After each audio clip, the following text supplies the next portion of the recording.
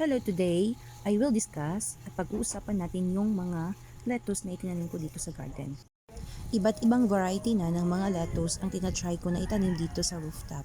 Merong red lettuce at meron ding green lettuce. So sa lahat po ng mga ito, meron pong mga magaganda yung tubo niya dahil sa location niya sa rooftop. Meron din namang medyo hindi maganda yung kanyang tubo. So are you ready sa pag-uusapan natin ngayon?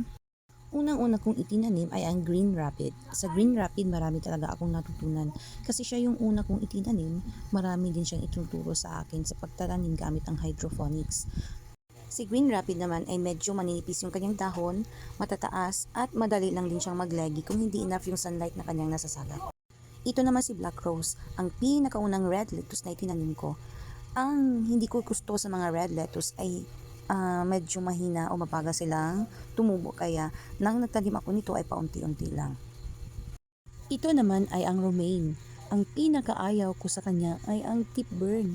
Pang suki talaga siya ng tip burn. Kaya ang gusto ko sa kanya ay napaka-crispy at syempre maganda siyang tingnan. So, yan yung hitsura ng romaine natin. Ito naman ay si lalik. Alam niyo ba kung ano yung gusto kay lalik? Napakapino ng kanyang mga curls, kanyang tip, at yung kakaiba niya lang ay meron siyang kakaibang taste na para pang medyo may mint. Yun yung lasa ng ating lalik. At isa rin sa itinanim ko ay ang Olmeti. At hanggang sa ngayon, ito yung itinatanim ko kasi sa iba't ibang season ay pwede mo siyang itanim. At maliban sa friendly siya sa iba't ibang panahon, ay napakasarap niyang gamitin pang salad. Napaka-crispy, napakasarap. Ito naman ang Sementel.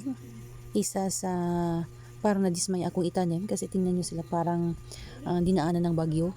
Madaling maputol at babalik. Ang pinaka-paborito ko sa lahat ay ang Strosa. Napakaganda talaga ng Strosa pag adult or nasa harvest age na siya. Sa lahat-lahat talaga siya ang bet ko. Kahit madali siyang maglagi, pero pag tama naman yung sunlight na nasasagap niya, maganda din yung harvest mo. Then maliban sa cheaper siya compared sa Almaty, marami ka din maaani sa kanya kasi malalaki yung mga dahon niya. So that's all for today's video. Bye bye, thank you.